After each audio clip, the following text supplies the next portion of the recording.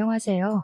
간략하게 제 소개를 드리자면 저는 소꿉친구랑 소꿉장난하면서 여보 여보 하다가 진짜 결혼까지 하게 된 30대 후반의 주부입니다.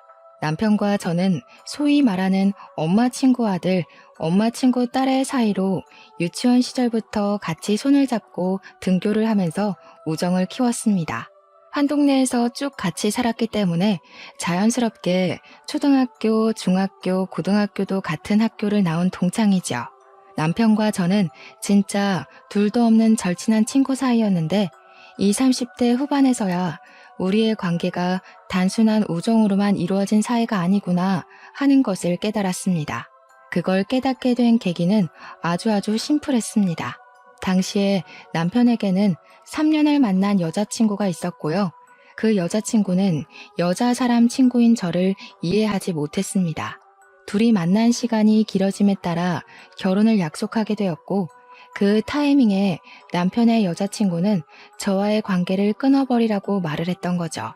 그 여자친구 입장에서 저는 눈엣 가시 그 이상도 이하도 아니었던 것입니다.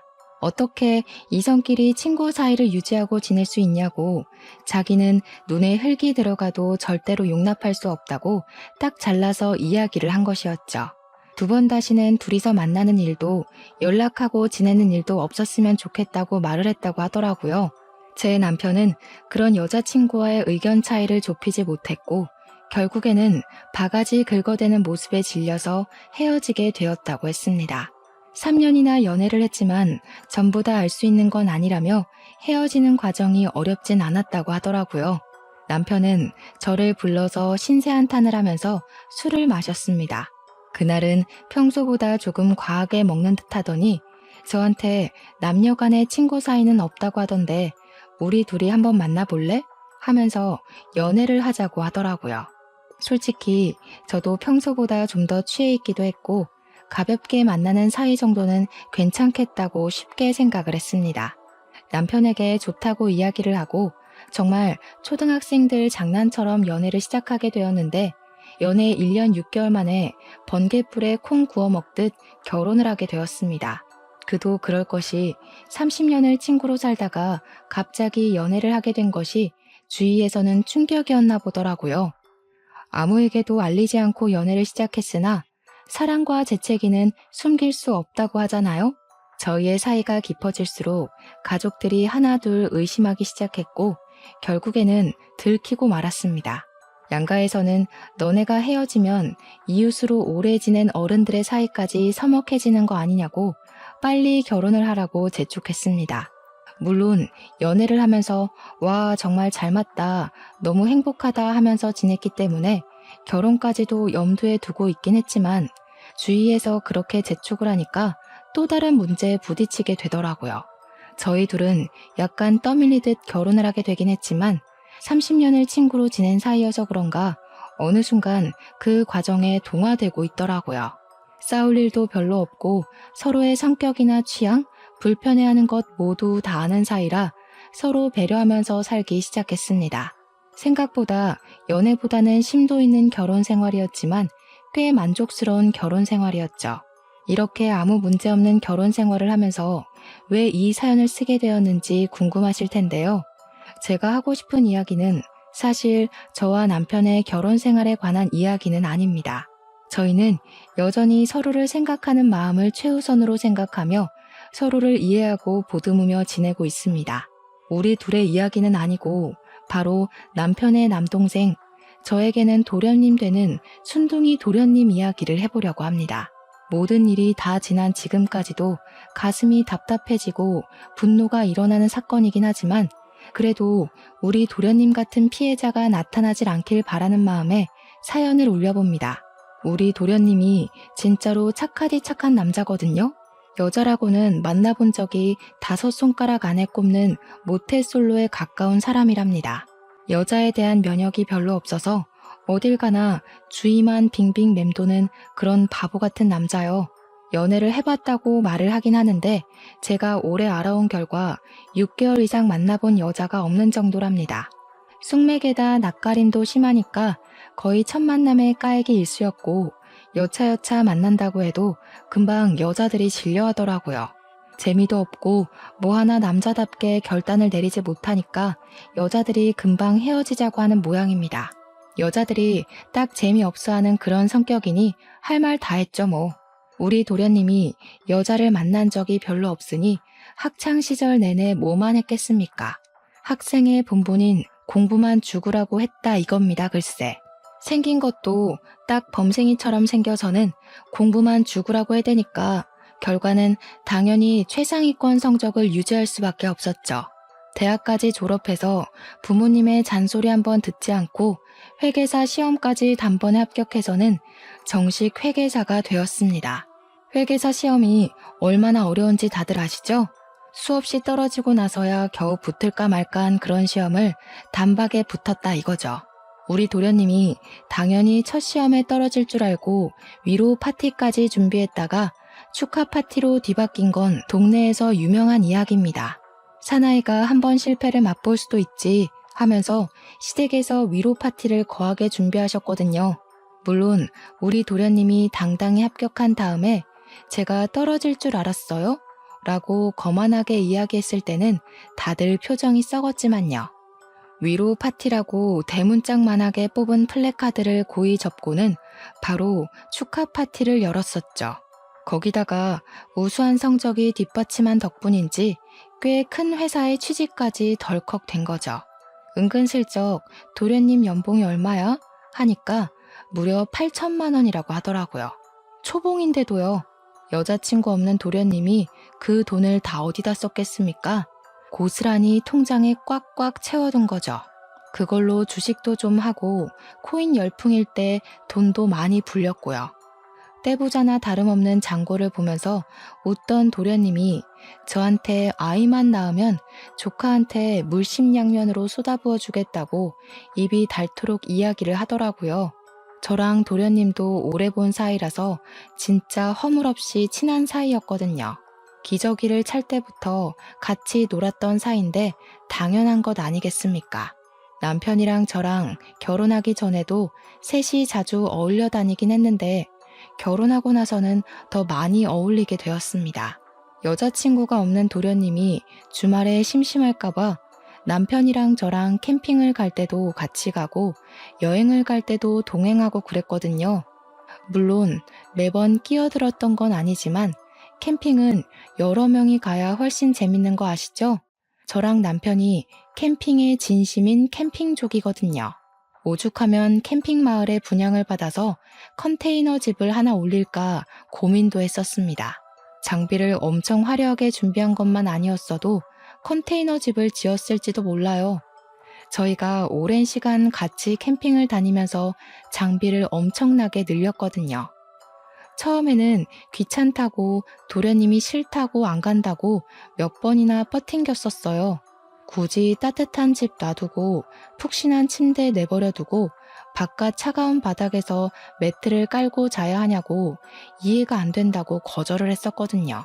설거지하기도 불편하고 야외라서 벌레도 엄청 많고 거기다가 화장실이 불편하다고 싫다고 하는 거 눈 딱 감고 한 번만 가자고 끌고 갔었어요. 여자친구도 없으면서 집에서 하루 종일 영화밖에 더 보냐고 할 거 있냐고 꼬셔서요. 튕길 걸 튕기라는 말에 못 이기는 척 따라왔던 도련님이 캠핑의 맛을 한번 보고는 꽤 괜찮았었나 보더라고요. 몇 번이나 캠핑을 더 갈지 모르니까 장비를 사긴 돈 아깝고 남편한테 장비를 빌려서 가끔 혼자 떠나더라고요. 그렇게 빌려가면 빌려줘서 고맙다면서 제가 눈여겨본 장비 하나씩 하나씩 선물로 주기도 했고요. 도련님 덕분에 저희 장비까지 엄청나게 늘어났죠. 고맙기도 하고 재밌기도 하고 나중에 도련님한테 여자친구가 생기면 넷이서 놀러 오자고 할 정도로 캠핑에 푹 빠졌었답니다. 그렇게 같이 시간을 보내면서 우리 셋은 즐거웠는데 시부모님 입장에서는 걱정거리였나 보더라고요. 여자친구도 없어서 형네 부부에 끼어서 노는 꼴이 영 탐탁지 않았던 것이겠죠. 오죽하면 저희 부부가 계획을 가지고 임신을 하려고 임신을 미룬 상태였는데 도련님이 함께 붙어 다녀서 애가 안 생기나 걱정까지 하셨었대요. 그러면서 시부모님이 저를 붙잡고 허우대도 멀쩡하고 직업도 빵빵한데 쟤는 왜 여자친구가 안 생기냐고 여자 소개를 좀 시켜주라고 하시더라고요. 부모 입장에서는 어디 하나 빠지는 구석이 없는 앤데 왜 여자 하나 없어서 저렇게 재미없게 사는지 이해가 안 간다고요. 도련님의 사무실에는 온통 남자밖에 없어서 여자를 만날 구멍이 없다고 저한테 괜찮은 애들 소개 좀 시켜주라고 하시대요. 근데 제 또래라고 해봐야 전부 도련님이랑 3, 4살 차이가 나고 아직 도련님은 20대 후반이니까 천천히 만나고 싶은 사람 만나는 게 좋지 않겠냐고 했죠.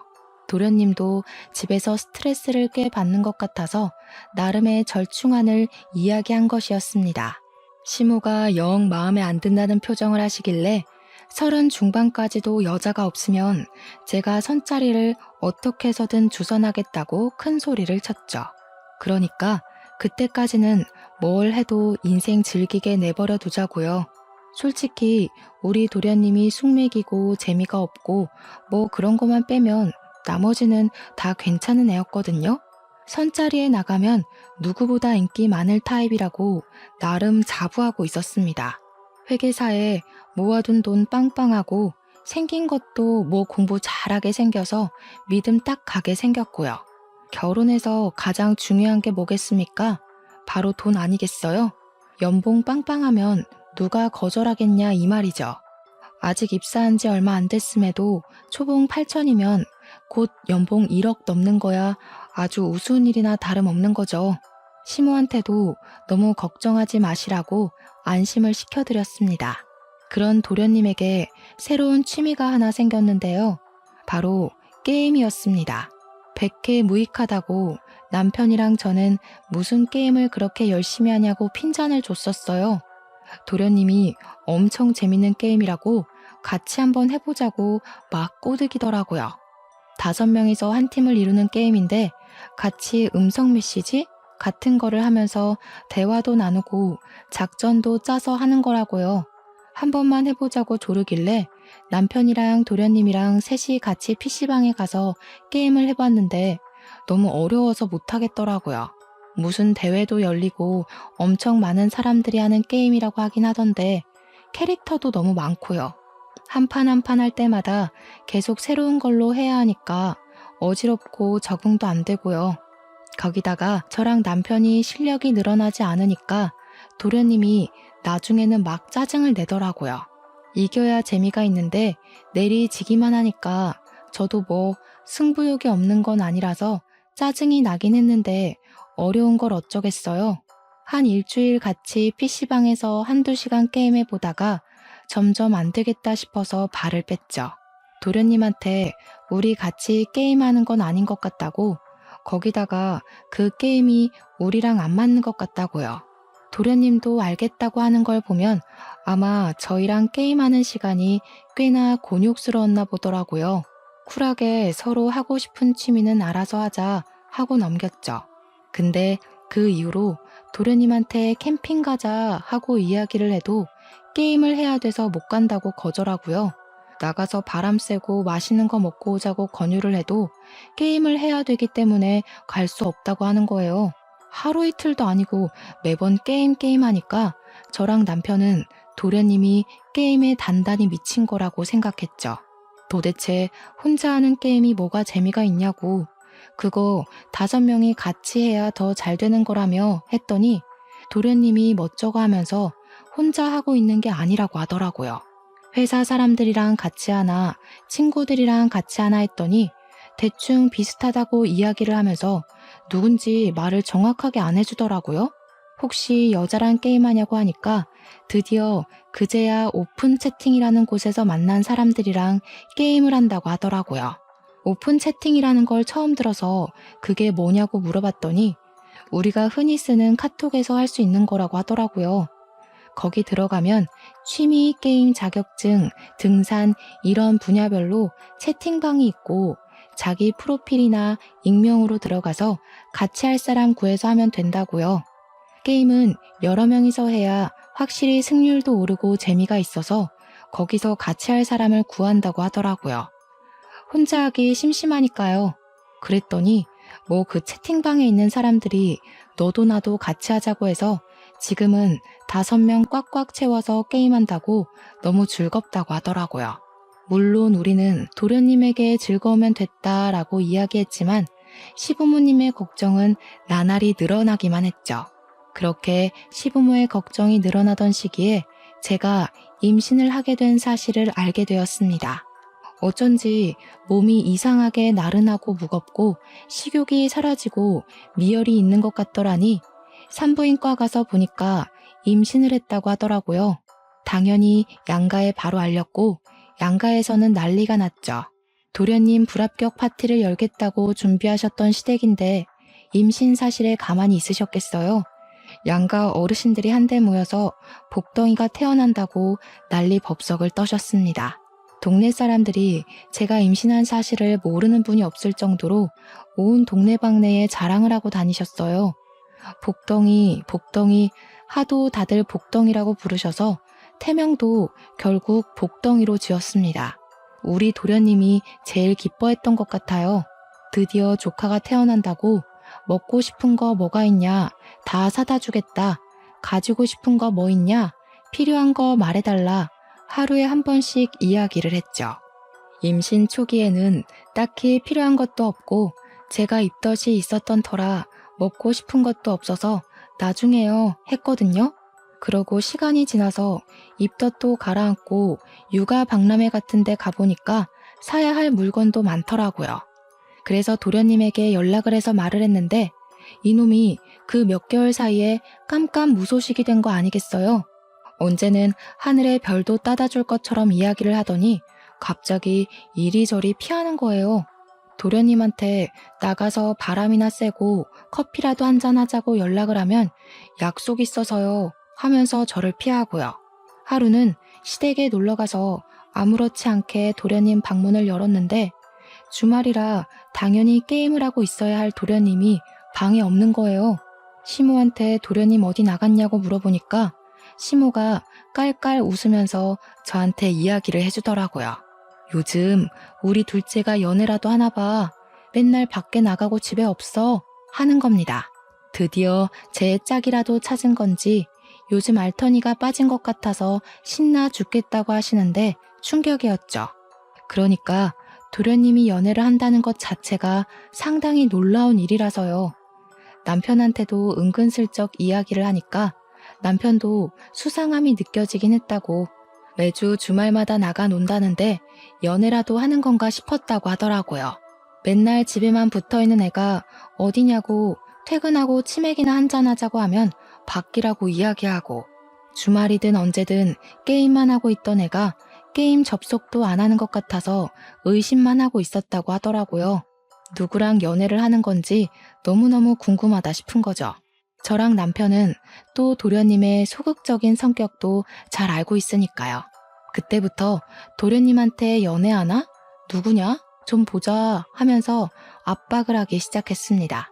저랑 남편이랑 둘이 허구한 날 여자친구 소개해달라고 뭐 하는 사람이냐 사진 좀 보여달라 하면서 노래를 불렀어요.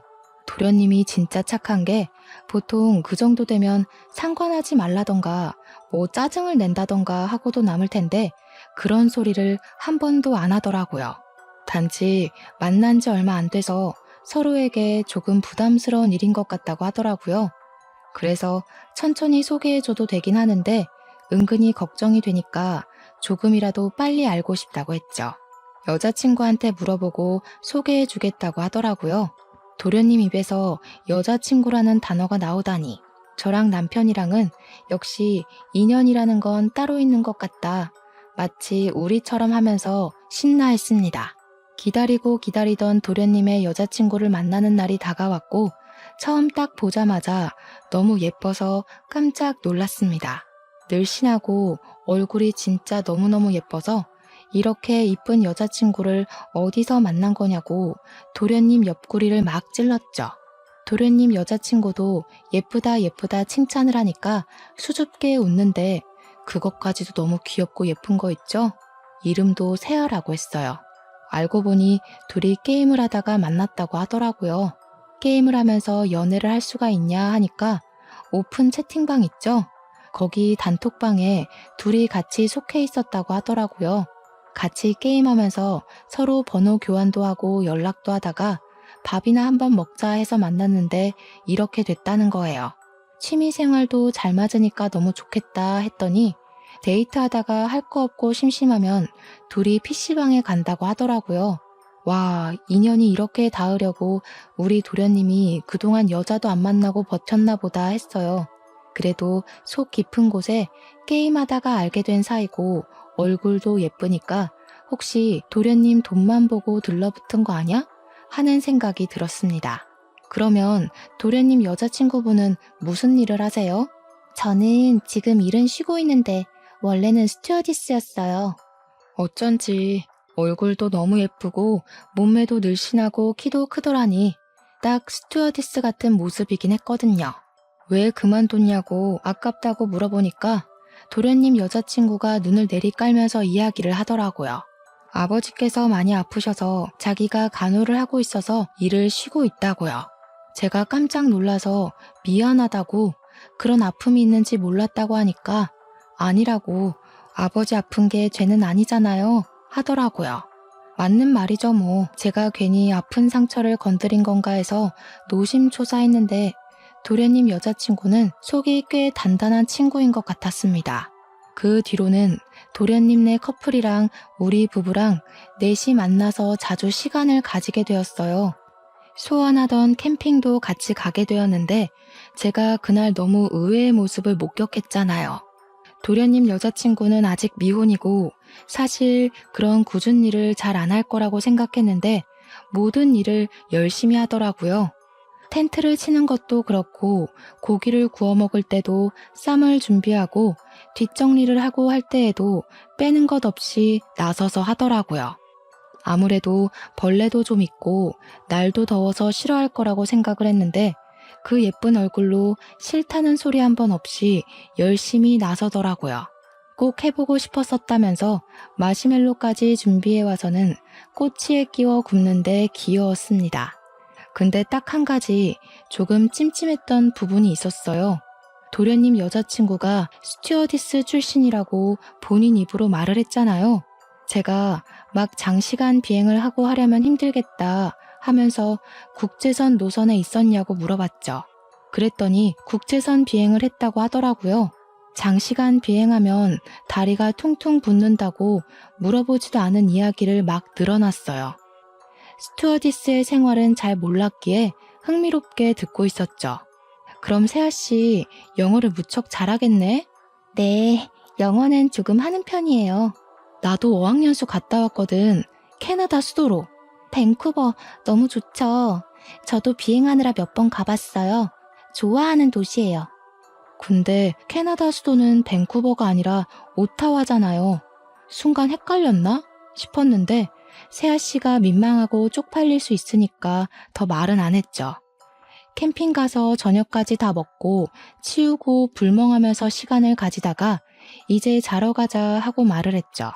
제가 임신 중이었기 때문에 너무 피곤하고 다리도 아프고 하더라고요.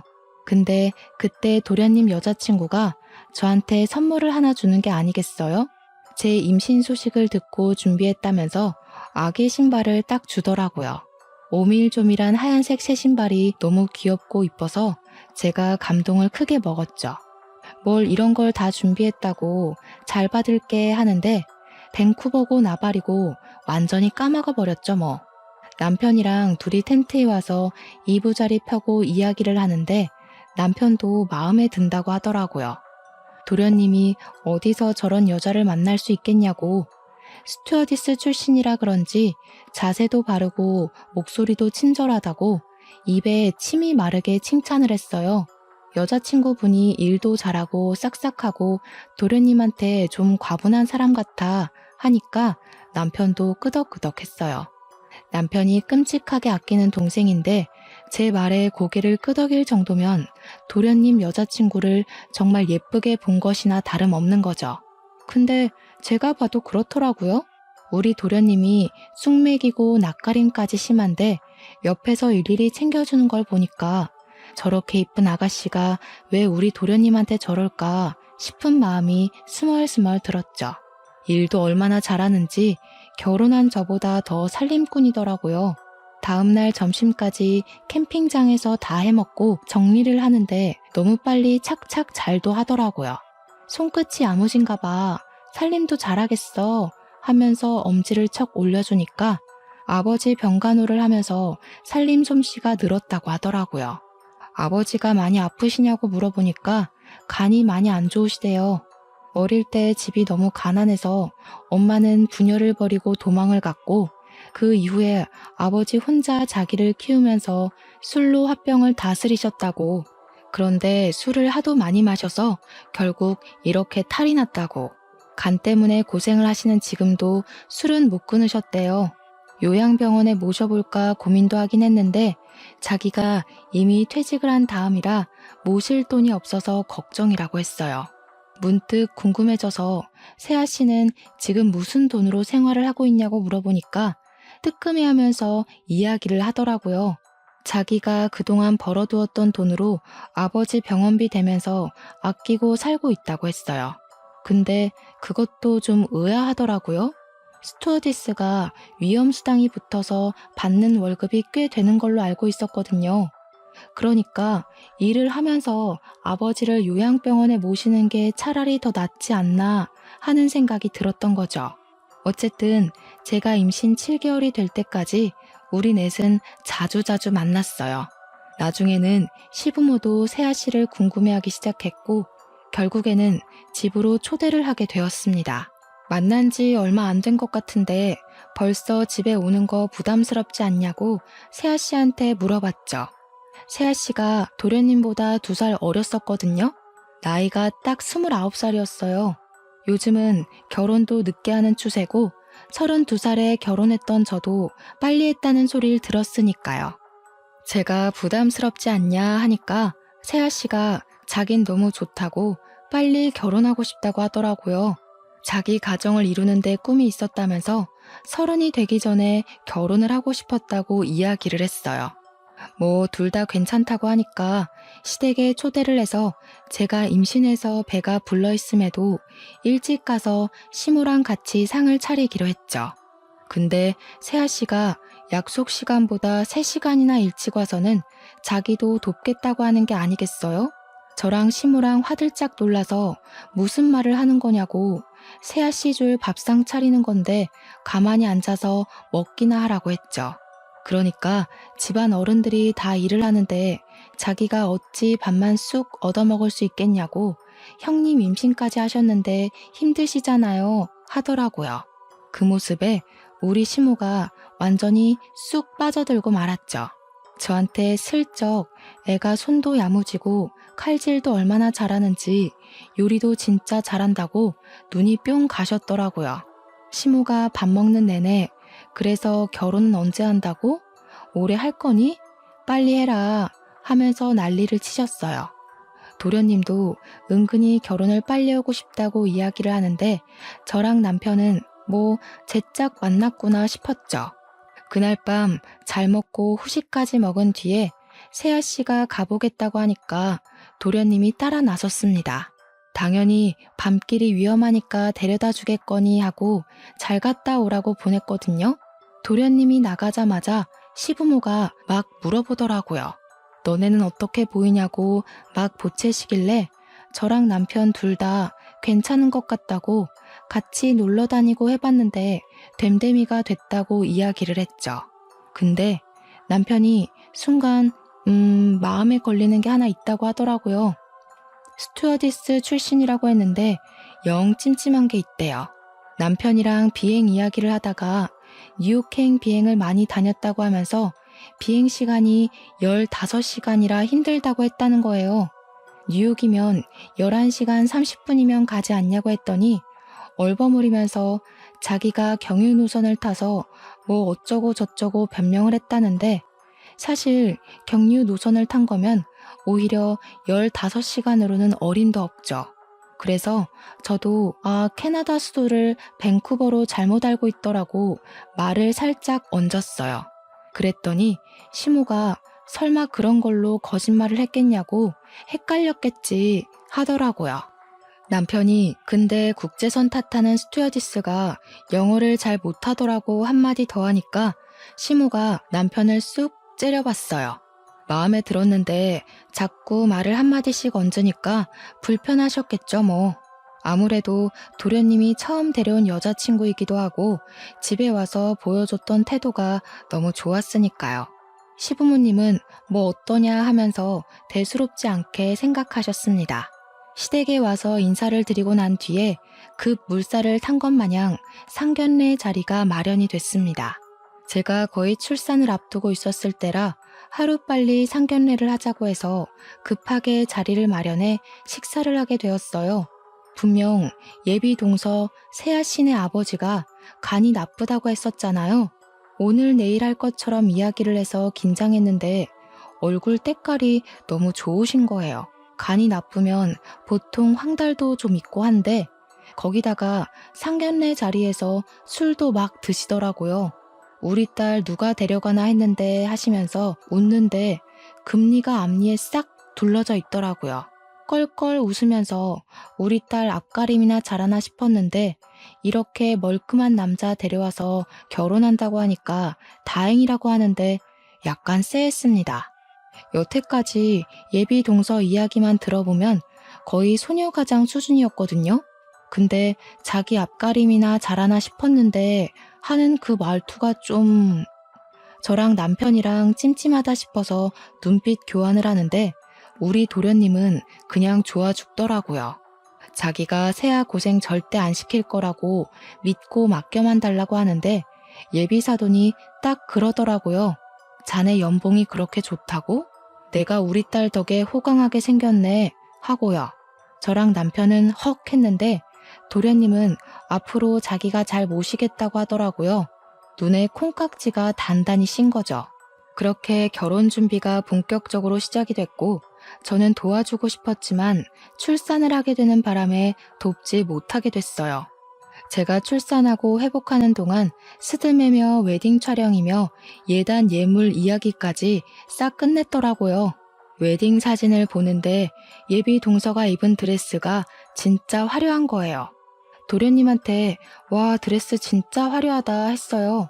예비 동서가 예뻐서 그런가? 이런 화려한 게 잘 봤네 하니까 도련님이 한숨을 푹 쉬면서 그러대요. 그러니까요. 무슨 드레스를 빌리는데 1,500만 원이나 하는지. 저는 순간 띵 했죠. 무슨 드레스를 빌리는데 1,500만 원이나 해요? 보통 결혼식 할 때 스드메를 묶어서 하잖아요. 저는 3개 다 해서 300만 원대 주고 예약을 했는데 드레스 한 벌에 1,500만 원? 아예 드레스를 돈 주고 사도 그 값은 안 하겠다 싶었죠. 도련님이 잘못 들은 거 아니야? 150만 원을 1,500만 원으로? 아니요. 콕 집어서 이 드레스 입고 싶다고 카탈로그를 들고 왔더라고요. 1,500만 원이라면서요. 와, 스튜어디스가 돈을 꽤 버나 보다. 아버지 병원비 대면서 그 돈이 어디서 났대? 제가 냈죠. 세아가 무슨 돈이 있겠어요. 게다가 그런 건 다 남자가 하는 거라고 하던데요. 저는 순간 어이가 없었죠. 도련님한테 세아 씨한테 뭐뭐 해줬냐고 물어보니까 가관이더라고요. 명품 브랜드 가방에 예물에 도련님한테 뭐 받았냐고 하니까 자기는 딱히 욕심 없어서 받은 게 없다는 겁니다. 남편이랑 저랑은 점점 이상한 생각이 들기 시작했죠. 근데 저희 부부에게는 신생아라는 장애물이 존재하고 있었잖아요. 결혼식 준비에 꼬치꼬치 끼어들 수 있는 상황이 안 됐단 말입니다. 그래서 도련님이 제발 정신 차리고 똑부러지게 결혼식 준비를 했으면 좋겠다 하고 있었는데 도련님에게 연락이 왔어요. 급하게 필요해서 그런데 돈을 좀 빌려달라고 하는 게 아니겠습니까? 남편이 너 모아둔 돈 많지 않냐고 왜 갑자기 돈을 빌려달라고 하냐고 추궁을 했죠. 생각해보면 신혼집만 해도 저희 집도 그랬지만 시부모님이 도와주신다고 해서 집 걱정은 별로 없었단 말이에요. 집은 해결이 됐는데 문제는 혼수였던 거죠. 예비 동서가 돈이 없다면서 혼수를 대신해달라고 도련님한테 이야기를 했다는 겁니다. 그 이야기를 들으면서 저희의 의문은 점점 더 깊어져 갔어요. 도련님이 모은 돈이 억 단위일 텐데 혼수할 돈이 없다는 게 이상하잖아요. 도련님이 그제야 이야기를 하는데 그동안 만나면서 아버지 병원비를 보태달라 해서 돈을 보태주고 있었다는 겁니다. 예후가 좋지 않아서 비싼 약을 써야 한다고 한 달에 적게는 300만 원, 많게는 1000만 원씩 빌려가고 그랬대요. 스드메 하면서 2천만 원 이상을 사용했고 신혼집에도 돈을 좀 보탰고요. 식장도 호텔 결혼식 하고 싶다고 그래서 꽃장식만 몇 천만 원 드는 곳으로 예약을 했다고 하더라고요. 남편이랑 저랑은 완전 경악을 했죠. 돈도 없다면서 뭘 그리 비싼 결혼식을 하냐고, 허영심이 너무 센 거 아니냐고요. 그랬더니 일생에 한 번뿐인 결혼식인데 기죽고 싶지 않다고 했대요. 자기 동료 스튜어디스들은 다 그렇게 결혼했다고 하면서요. 저는 진짜 스튜어디스는 맞는 거냐고 물었고 도련님은 퇴직 전에 찍은 거라며 승무원복 입은 사진이랑 사원증 같은 걸 보여줬다고 했어요. 저는 친구 동생이 예비동서가 다닌 항공사에 다니고 있었다는 걸 기억해서 오랜만에 친구 동생에게 연락을 했습니다. 친구 동생에게 윤세아라는 스튜어디스 아냐고 물어봤더니 안다고 하더라고요. 진짜 스튜어디스였구나 하고 있었는데 글쎄 윤세아를 어떻게 아냐면서 동생이 저한테 걔 입사한 지 얼마 안 됐다고 하는 겁니다. 이게 무슨 소린가 싶어서 자세하게 물어보니까 나이도 25살이고 남자친구도 없다는 거예요. 사진 좀 보여달라고 해서 보니까 제가 아는 윤세아랑 동생이 말하는 윤세아가 전혀 다른 인물이더라고요. 생각해보니 퇴직했다고 했다. 퇴직자 중에 있냐고 하니까 없다고 했어요. 저한테 사칭하는 사람한테 잘못 걸린 거 아니냐고 스튜어디스를 사칭하는 사람이 많다고 하더라고요. 순간 머리를 한 대 맞은 것 같더라고요. 어쩐지 뉴욕 비행 시간도 영어를 못하는 것도 캐나다 수도도 틀리고요. 수상한 점이 한두 개가 아니라고 했더니 스튜어디스가 그런 걸 모를 수가 없대요. 남편이랑 상의를 하고 결국은 흥신소에 의뢰를 해보기로 했어요. 결혼식이 한 달도 남지 않은 시점이라 고민을 많이 했지만 덮어두기에는 너무 큰일인 것 같더라고요. 흥신소에 급한 거라고 웃돈을 주고 알아본 결과 정말 상상을 초월하는 여자였습니다. 윤세아라는 여자는 대학도 나오지 않았고 상고 출신의 술집에서 일을 했던 여자였던 거예요. 부모도 없고 혼자 이 남자 저 남자랑 동거하면서 기생충처럼 살았던 여자더군요. 아빠라고 데리고 왔던 남자가 윤세아가 일하는 술집 사장이었던 겁니다. 그동안 도련님한테 돈을 빌려간 것도 그동안 진 빚도 갚고 유흥비로 탕진하고 있었던 것이었습니다. 세상에 돈이 좋은 게 진짜 별거를 다 알아봐 주더군요. 도련님보다 2살 어리다고 했던 윤세아는 나이도 속였던 것이었습니다. 도련님보다 2살 연상이더라고요. 거기다가 결혼식을 한 달 앞둔 지금까지 같이 동거하는 호스트바 선수도 하나 있더라고요. 완전 막장 중에 막장 인생을 사는 여자 아니겠습니까? 그걸 결혼식 3주일 전에서야 알게 되었고 부랴부랴 도련님과 시부모에게 이야기를 했어요. 처음에는 그게 다 무슨 소리냐고 믿지도 못하던 사람들이 나중에는 뒷덜미 잡고 쓰러졌습니다. 도련님은 충격으로 인해서 말을 잃어버린 사람처럼 굴었고요. 시부모님은 이 결혼 절대 반대라고 결혼식 3주 앞두고 청첩장을 돌렸던 사람들에게 결혼식이 취소됐다고 연락을 돌렸어요. 식장이랑 스드메 업체에 연락을 해보니 이미 취소는 어렵다고 하더군요. 그래서 아예 쪽팔림을 주자고 생각하게 됐습니다. 우리 측 손님은 한 명도 부르지 않은 채로 결혼식을 진행하는 척하기로 결심을 했죠. 신혼집에 가전이 들어오기 전이었기에 전부 취소를 할 수 있었고 집은 전세로 급하게 매물을 내놓았습니다. 정말 다행인 건 집을 공동명의로 해달라고 했던 그 여자의 부탁을 들어주지 않았다는 것이었죠. 고대하던 결혼식 날이 됐고 우리 측 손님은 한 명도 오지 않은 채로 시작이 되었습니다.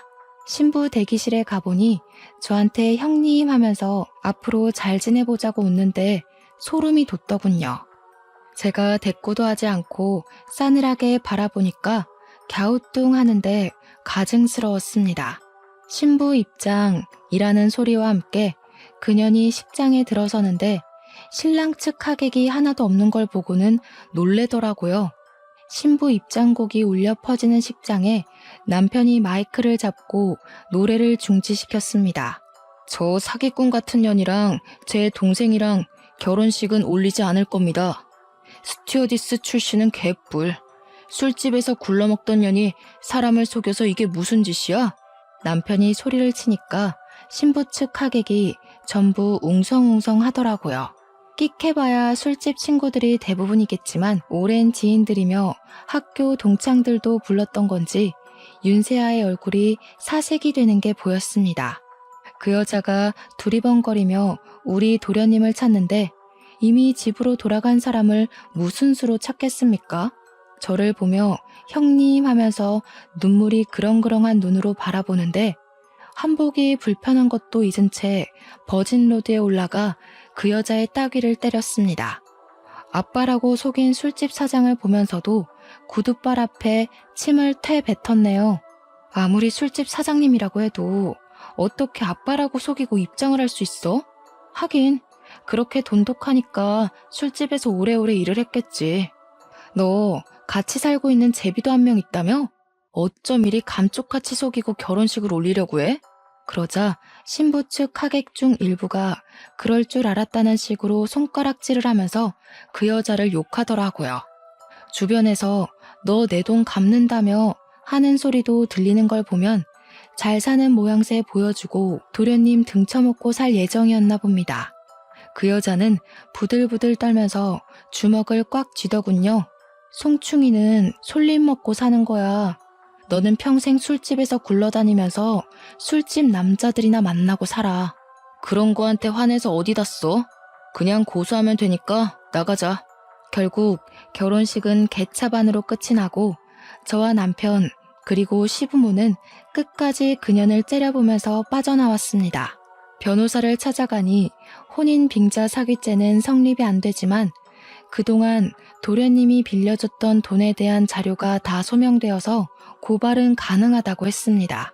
도련님이 회계사가 직업이다 보니 그런 부분은 확실하게 처리를 해두었더라고요. 그래서 그 자료를 취합해서 사기죄로 고발을 했습니다. 형사 재판이 진행 중인데 이 재판이 끝나면 민사까지 걸어서 확실하게 피를 말려둘 생각이랍니다. 도련님은 그 이후로 수개월이 지난 지금까지도 집 회사만 반복하고 있는 것 같더라고요. 저희가 아무렇지 않은 척 연락을 해도 대답도 없고요. 조만간 스스로 마음이 풀리고 견고해지면 연락을 하겠지 싶어서 남편과 저는 별다른 말 없이 기다리고 있는 중입니다. 앞으로 스스로 깨어나는 병아리처럼 우리 도련님도 쌓아둔 벽을 허물어뜨리고 스스로 나타날 날이 오겠지 싶어요. 옆에서 백날 이야기해봐야 잔소리밖에 더 되겠습니까? 우리 착한 도련님에게 다음에는 정말 좋은 여자가 나타났으면 하는 바람입니다. 도련님이 괜찮아지면 제가 나서서 선자리를 주선해 주려고요. 우리 아이에게 멋진 삼촌이 될 우리 도련님의 미래를 같이 응원해 주신다면 감사하겠습니다. 저희 가족도 더욱 똘똘 뭉쳐볼게요. 감사합니다.